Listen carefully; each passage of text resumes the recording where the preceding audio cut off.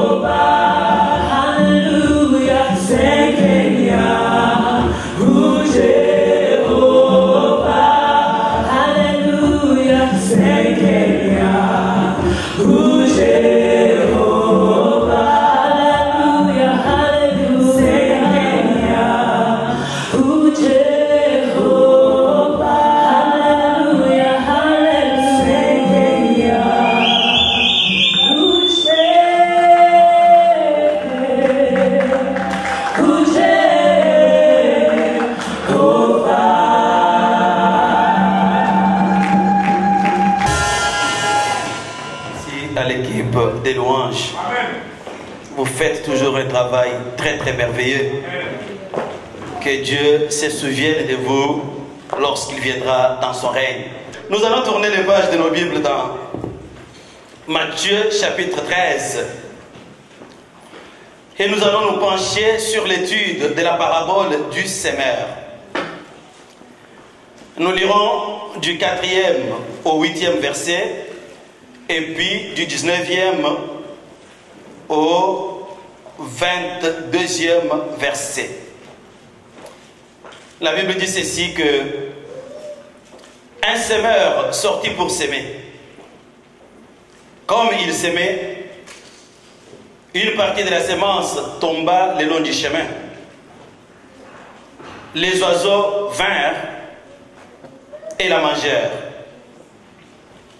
Une autre partie tomba dans les endroits pierreux, où elle n'avait pas beaucoup de terre.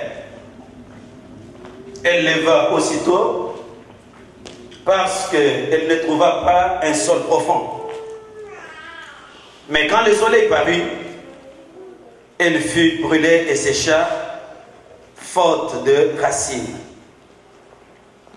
Une autre partie tomba parmi les épines. Les épines montèrent et l'étouffèrent. Une autre partie tomba dans la bonne terre. Elle donna du fruit, un grain 100, un autre 60, un autre 30. Verset 19.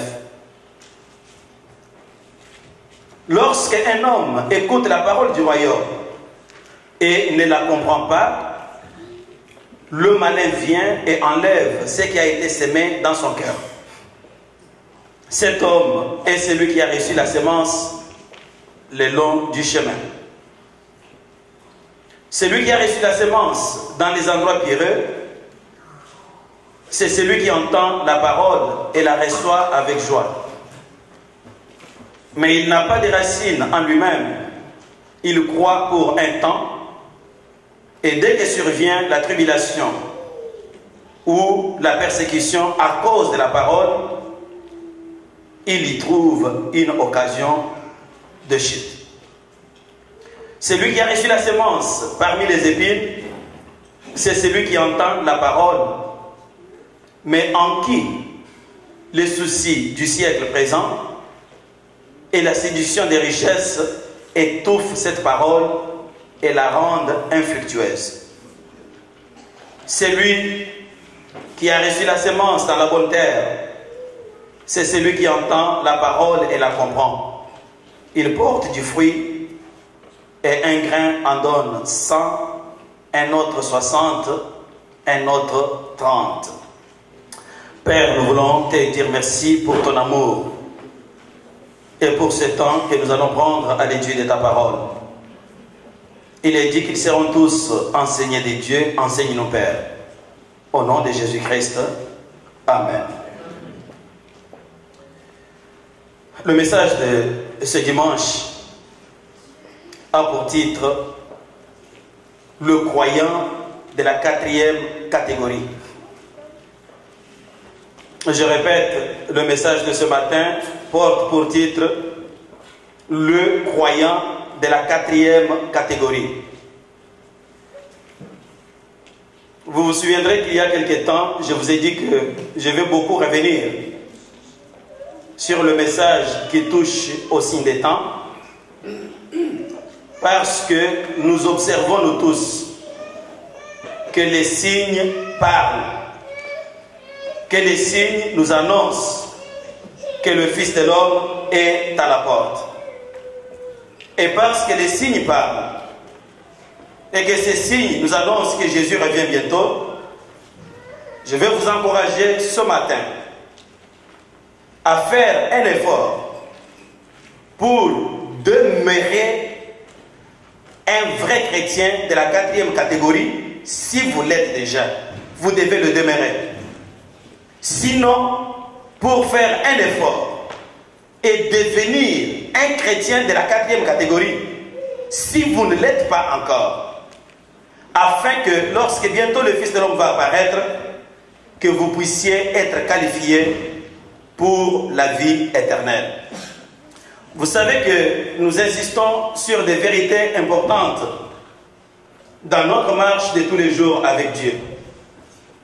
Lorsque nous croyons en Jésus-Christ, c'est prioritairement pour nous garantir la vie éternelle.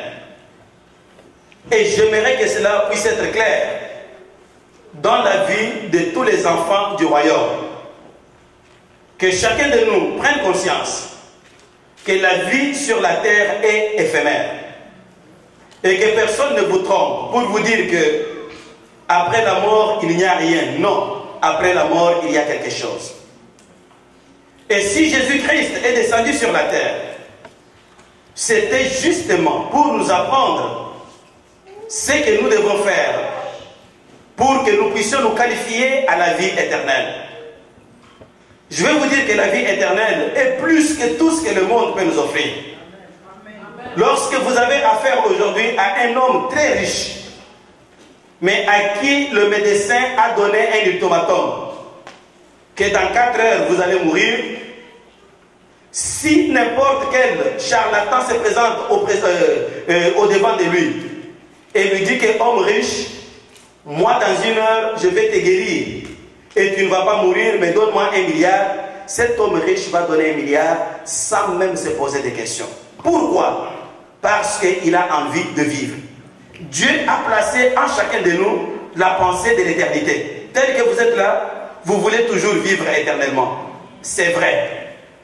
Mais Jésus est venu nous indiquer ce que nous devons faire pour que nous puissions vivre éternellement bien.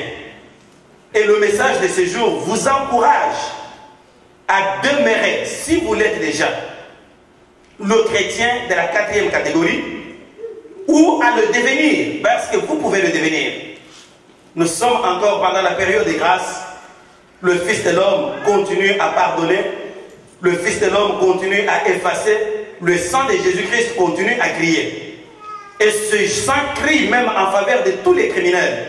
Peu importe ce que vous avez fait dans la vie, si vous vous tournez vers Christ Jésus aujourd'hui, il est capable de vous nettoyer et de faire de vous un vase d'honneur. Saisissez l'occasion, frères et sœurs. Dans le texte que nous venons de lire, nous apprenons que Jésus-Christ livrait un jour un message puissant. Il était au bord du lac de Génézareth et il était devant une foule nombreuse et il les enseignait la parole.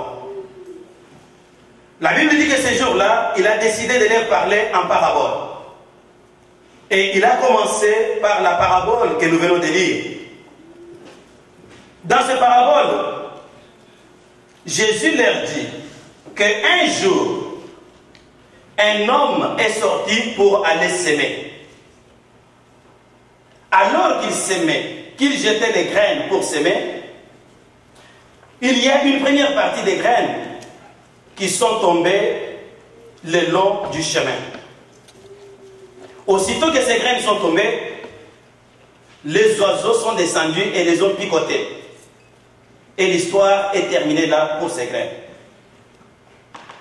Il dit qu'une deuxième partie des graines est tombée dans des endroits pierreux, c'est-à-dire au milieu des pierres, au milieu des roches. Cette partie a poussé très rapidement. Mais malheureusement, à cause des roches, cette partie des graines ne pouvait pas enfoncer des racines dans la terre. Et lorsque le soleil est apparu, ces petites jolies plantes qui avaient commencé à pousser ont été séchées par le soleil. Et l'histoire s'est terminée là-bas. Le maître poursuit et nous enseigne que la troisième partie des graines est tombée parmi les épines. Ce qui veut dire que les épines étaient déjà là avant que les graines ne tombent. Et les épines ont attendu que ces graines puissent pousser. Dès que les graines ont poussé, les petites plantes ont commencé à grandir. Les épines se sont enroulées autour de ces plantes et les ont étouffées au point que ces plantes n'ont pas été à mesure de produire du fruit. Et la quatrième partie de la semence est tombée dans la bonne terre. Et là, les plantes ont germé et les plantes ont donné du fruit. Quand nous passons au verset 19 jusqu'en bas, nous voyons le maître donner lui-même l'interprétation de cette parabole. Il dit que la semence qui est tombé le long du chemin représente les hommes qui écoutent la parole de Dieu. Mais aussitôt qu'ils écoutent la parole, le malin passe et il enlève rapidement de leur cœur toute la parole qui a été sémée. La semence qui est tombée parmi les roches représente une deuxième catégorie des hommes qui écoutent la parole de Dieu. Mais à cause des pierres qui sont dans leur cœur, ces paroles ne parviennent pas à trouver un endroit plausible pour enfoncer les racines et transformer leur vie.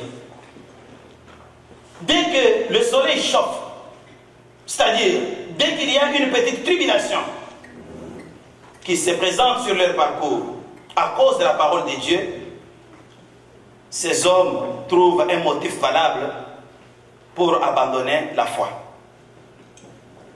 La troisième catégorie, c'est la catégorie des gens qui écoutent aussi la parole de Dieu, qui la comprennent, qui sont capables de l'enseigner. Mais à cause de leurs soucis du siècle présent, à cause de leurs soucis de faire la vie, à cause de la poursuite de l'argent, ces soucis et ces désirs du siècle présent étouffent la semence qui a été plantée dans leur cœur et la rendent infructueuse, c'est-à-dire incapable de produire des fruits.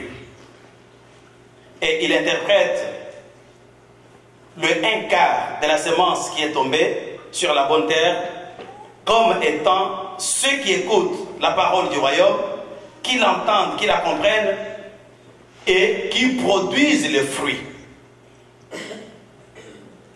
Je vais vous dire, frères et sœurs, que dans cette parabole, Jésus n'avait pas l'intention de nous donner une leçon de botanique. Il voulait plutôt nous parler de 4 catégories de croyants qu'on peut compter parmi les foules qui suivent le message de l'évangile. Ces 4 catégories sont aussi réelles que le soleil se lève à l'est et se couche à l'ouest.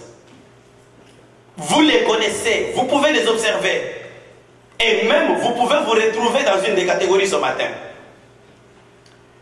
La première catégorie, c'est la catégorie des chrétiens ignorants. Je répète, la première catégorie, c'est la catégorie des chrétiens ignorants. Pourquoi ces chrétiens sont ignorants? C'est parce que la parole de Dieu qui est plantée sur leur cœur n'a même pas eu le temps de se reposer. Et immédiatement, le diable va l'enlever. Et ces chrétiens restent vides dans leur cœur. La Bible dit, je pense au verset 4, que lorsque la semence est tombée le long du chemin, les oiseaux sont arrivés dans le décor et ils ont rapidement picoté la semence et tout est parti.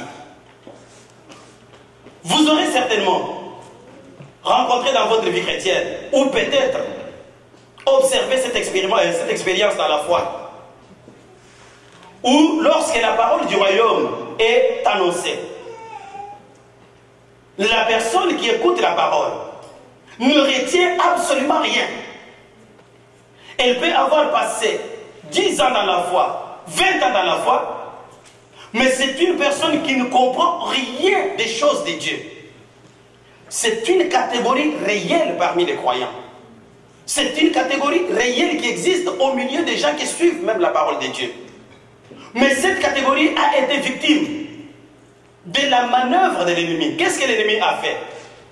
L'ennemi s'est faufilé et s'est trouvé une place de choix dans leur cœur pour faire chaque jour un travail de sac, un travail de sabotage.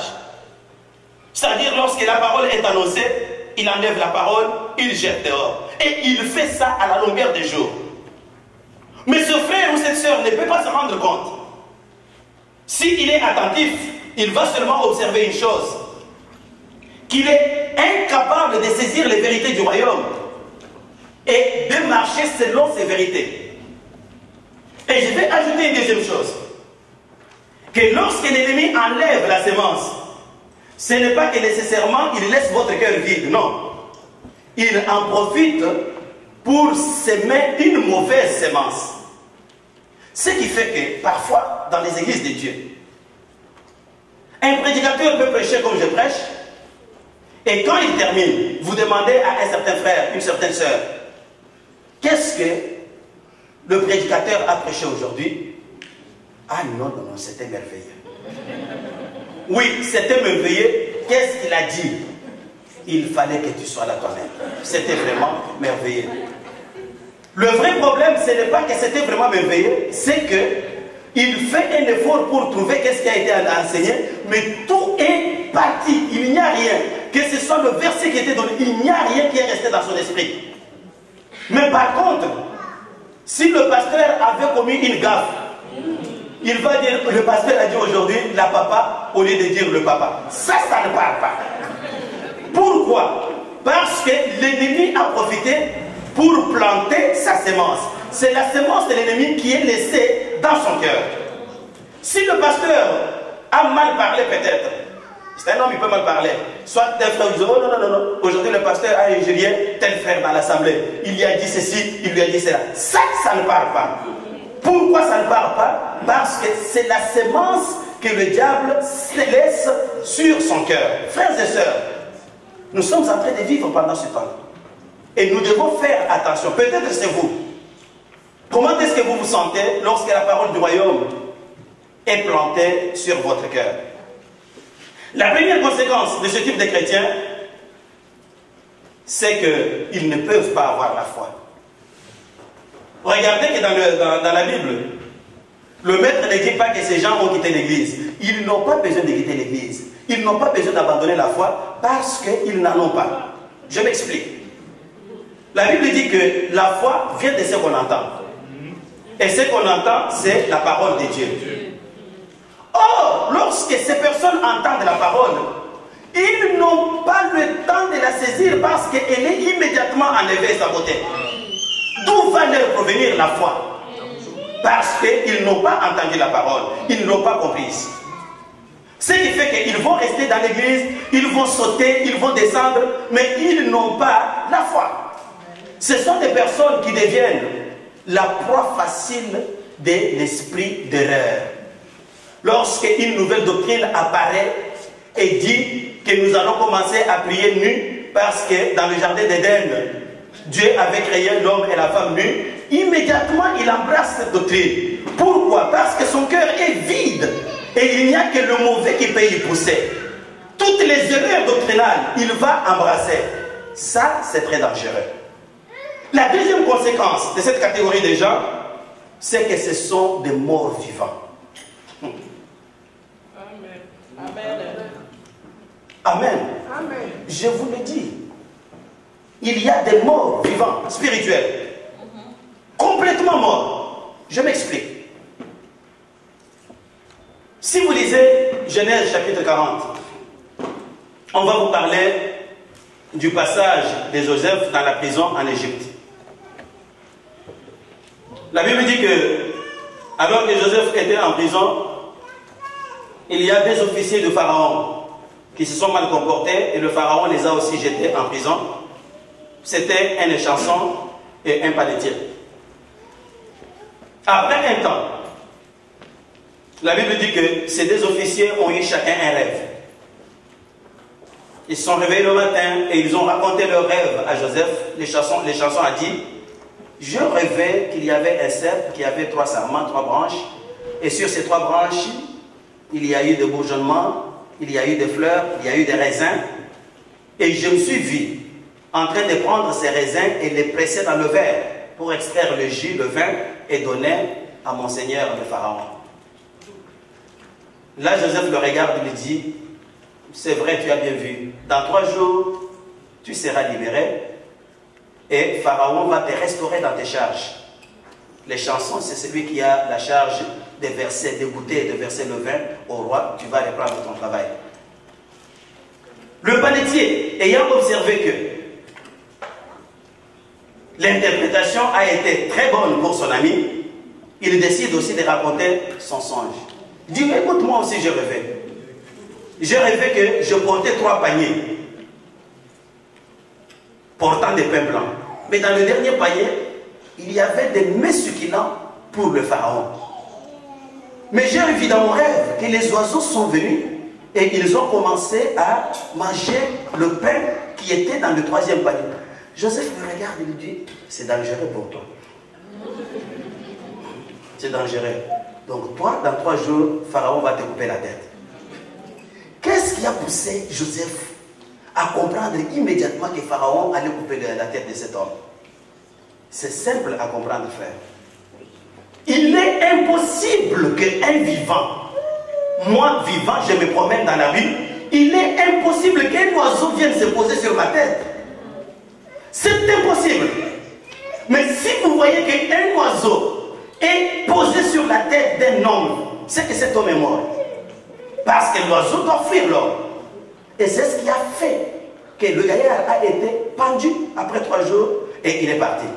Or, dans la première catégorie, la Bible nous dit qu'ils ont reçu la parole et les oiseaux sont venus le picoter. Pour que l'oiseau vienne picoter la parole qui est en ton cœur, tu dois être un cadavre spirituel.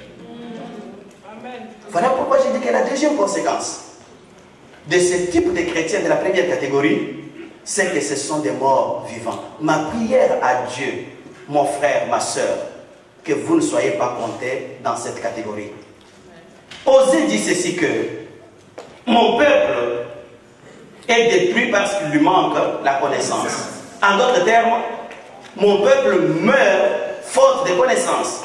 En d'autres termes encore, mon peuple meurt à cause de l'ignorance. Si nous permettons les termes de cette phrase, nous allons comprendre rapidement que l'ignorance tue. Et si ces gens sont morts, leur assassin, c'est l'ignorance. Quand le diable déloge la parole, le diable sait que je vais les tuer et je vais les rendre incapables de croire. Et quiconque est incapable de croire au Fils de l'homme, il est déjà mort, même s'il marche vivant sur la terre des hommes. Faites attention, mon frère, ma soeur. Ne vous retrouvez pas dans cette catégorie des ignorants. Ne vous retrouvez pas dans cette catégorie des morts vivants. Ne vous retrouvez pas dans cette catégorie des gens sans foi. Si vous voulez un jour entrer dans le règne de Dieu. La deuxième catégorie, c'est la catégorie des lâches, des croyants lâches. Vous savez que la Bible dit que les lâches n'hériteront même pas le royaume de Dieu. La Bible dit dans la parabole, je pense à partir du verset 5, que la deuxième portion de la semence est tombée sur un terrain caillouté, un terrain de pierre. Et très rapidement, cette semence a commencé à pousser. Ça nous fait comprendre que le deuxième type de croyants, ce sont ceux-là qui accueillent avec joie la parole de Dieu, qui sautent très rapidement, qui disent même que j'ai trouvé la vérité. Ils peuvent être sincères dans ce qu'ils disent. Mais il y a un problème. Quel est le problème? Le problème, c'est que leur cœur est rempli de cailloux. Il y a des roches dans le cœur. Et ces roches ne peuvent pas permettre à la semence d'enfoncer loin des racines pour puiser la sève qui peut donner la vie. Et parce que cette semence n'a pas été capable d'enfoncer les racines beaucoup plus profondément pour avoir la vie, c'est que la parole qu'ils ont entendue n'est pas capable de transformer leur vie pour qu'ils puissent conjuguer une voix que Dieu peut accepter, que Dieu peut agréer. Je vais vous faire comprendre une chose, que ici, les cailloux représentent toute forme de mauvais coups que les gens gardent dans leur cœur. Ça peut être l'animosité, la haine, l'ivrognerie, l'impudicité, les calomnies, la cupidité, la débauche. Lorsque ces choses remplissent le cœur d'une personne, le mensonge, quand ces choses remplissent le cœur d'une personne, et lorsque cette personne laisse la sémence se poser sur ces choses, c'est bien clair que ces choses vont ériger une nappe qui ne va pas permettre à la sémence d'enfoncer les racines. Et ces gens vont attendre une situation au sein de l'église. Dès que cette situation se produit, ils en profitent pour vite quitter la foi. Mais le problème, ce n'est pas que la situation est arrivée. Le problème, c'est le caillou qui remplisse le cœur, frère. Vous êtes dans une assemblée chrétienne. Le pasteur s'élève. Il donne la parole de Dieu sur l'impudicité, l'adultère. Lorsqu'il y a dans l'assemblée le chrétien de la deuxième catégorie, quand le message termine, il dit non. Dans cette église, on commence à prêcher la vie des gens. Mais pourquoi? Il parle en général, on commence à prêcher la vie des gens. Mais il ne vous dit pas la vérité. Il ne vous dit pas que moi, je vis dans la débauche. Le problème qu'il a, il a le problème avec la débauche et non pas avec la prédication. Regardez, frère, Jésus dit que ces plantes commencent à pousser. Lorsque les plantes poussent et que le soleil apparaît dans le décor, le soleil va brûler ces petites plantes. Je réfléchis, même en botanique, on a besoin à la fois du soleil, c'est-à-dire de la lumière, que de l'eau pour que la plante pousse. Mais demandez-vous, pourquoi quand le soleil arrive, cette plante, au lieu de pousser, elle fane? Le problème se trouve dans les racines. Même chose dans la parole de Dieu. La Bible nous dit que notre Dieu, il est le soleil de justice. N'est-ce pas? C'est que vous le vouliez ou pas, le soleil de justice, le soleil va nous éclairer. Le soleil va nous visiter. Mais voilà qu'il y a un problème. Lorsque le soleil visite, ce soleil fait germer certaines plantes et il en sèche d'autres. Frère, êtes-vous séché par le soleil ou êtes-vous germé? C'est la même parole que le prédicateur donne. Il la lit dans la Bible. Il dit que les impudiques, les adultères, les lâches, ils ne mériteront pas le royaume de Dieu. Il répète seulement ce que la Bible dit. Vous vous fâchez, vous dites que non, on m'a prêché. Dans cette église, on parle de la vie des gens. Non, frère. Si vous gardez cette attitude, c'est bien clair que vous allez tout droit en enfer. C'est la parole de Dieu. Mais ce qui vous empêche à faire confiance à cette parole, ce sont les cailloux qui remplissent votre cœur. Et la bonne chose à faire, c'est quoi? C'est de commencer à déloger ces cailloux un après l'autre et vous aurez un terrain fertile. Frères et sœurs bien-aimés, c'est très important. Et ma prière à Dieu aussi, que vous ne soyez pas comptés parmi les croyants de cette deuxième catégorie, parce qu'ils vont tout droit en enfer et ils ne seront pas sauvés. Je peux vous donner des exemples multipliés. D'ailleurs, vous êtes capable de donner ces exemples.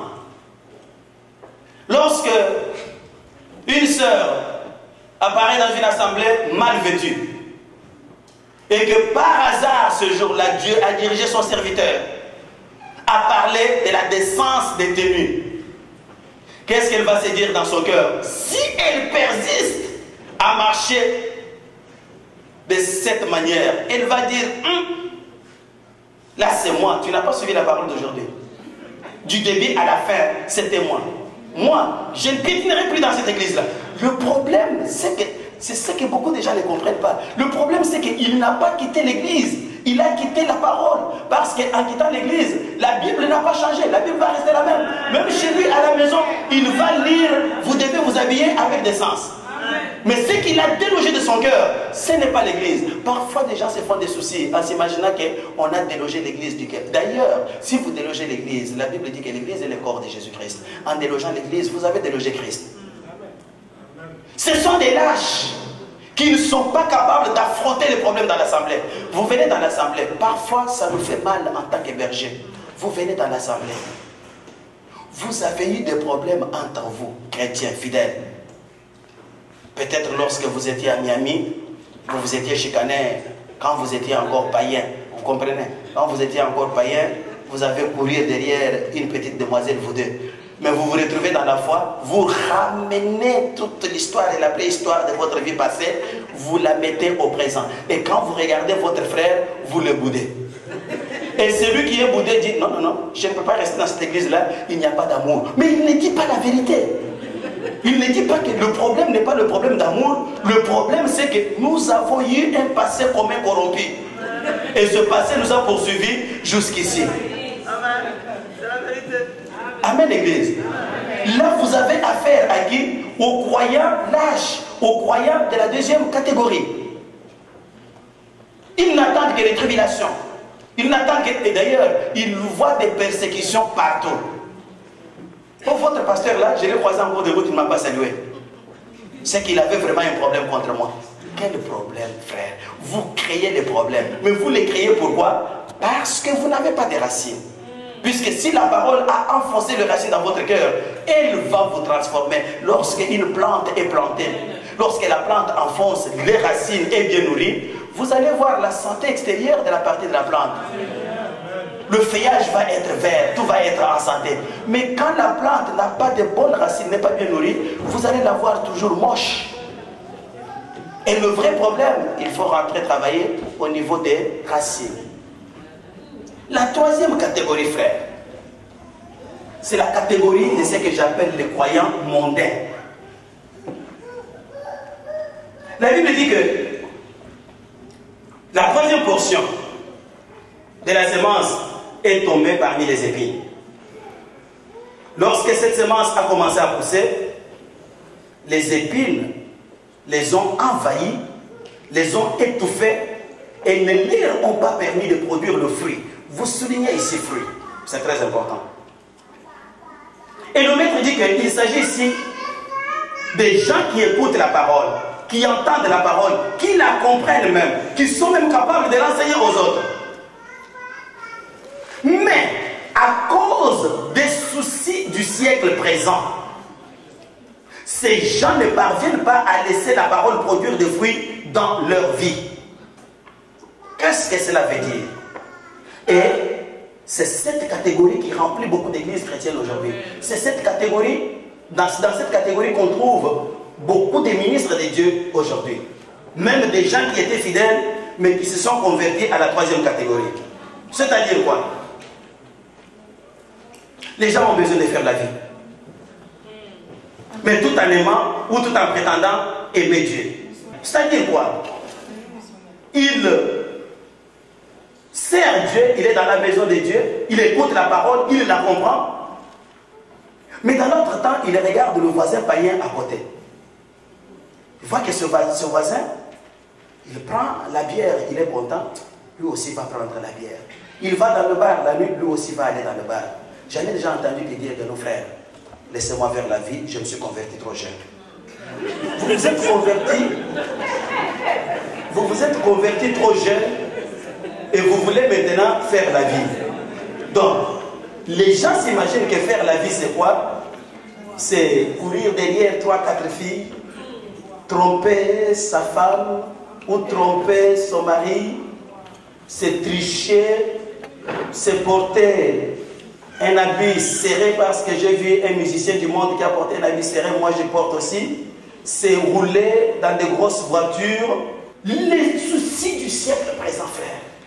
J'aimerais aussi être ceci. J'aimerais aussi être cela. J'aimerais marcher comme le monde marche. Cela vient étouffer la parole et empêche à la parole de produire du fruit. Jésus a besoin du fruit. Il n'a pas besoin de l'apparence. Vous vous souviendrez que lorsqu'il est allé maudire le figuier, il a maudit le figuier, non pas parce que le figuier n'était pas joli. Le figuier était très beau. Mais il a cherché le fruit. Il a fouillé dans le feuillage, pas même un petit fruit. Il a dit à cause de ça, toi, sois maudit. On peut être ministre de Dieu. On peut être chrétien en bonne santé, mais du point de vue feuillage. Le maître ne regarde pas le feuillage. Il regarde si au milieu des feuillages, il se cache des fruits. Et s'il fuit, il ne trouve pas de fruits, frère, la Bible dit, je pense dans Matthieu, que déjà la cognée est à la racine de l'arbre.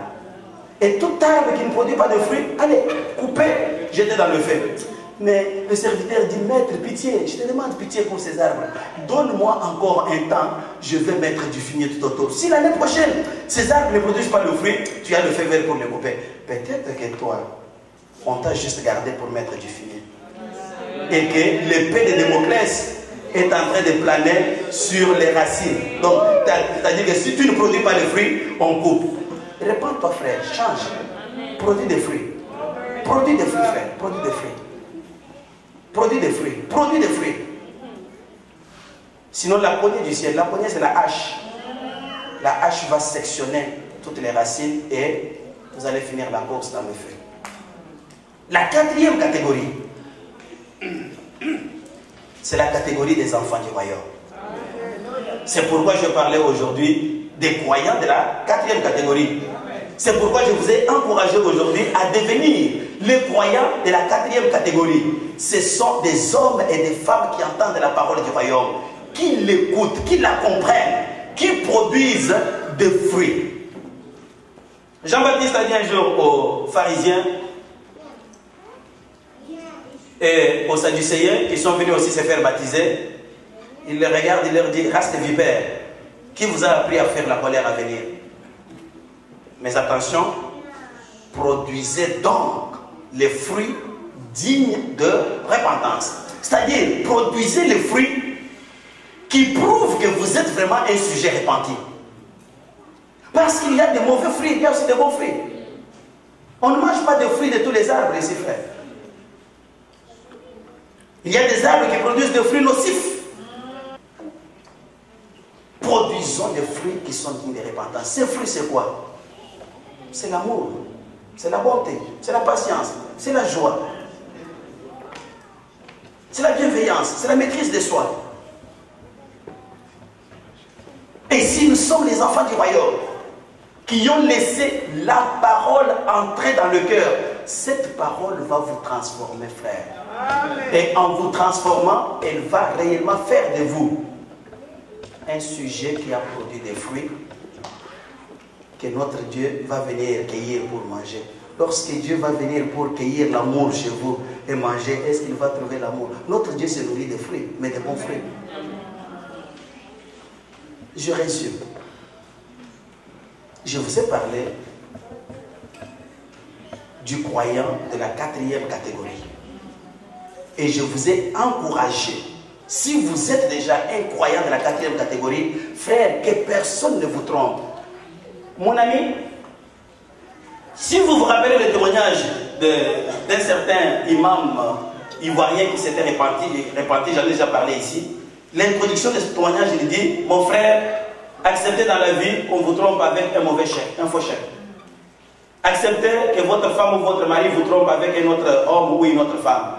Mais n'acceptez jamais que quelqu'un vous trompe pour le salut de votre âme. Amen. Parce que si quelqu'un vous trompe pour le salut de votre âme, vous êtes foutu. Nous sommes amis, oui, c'est normal qu'on puisse être amis.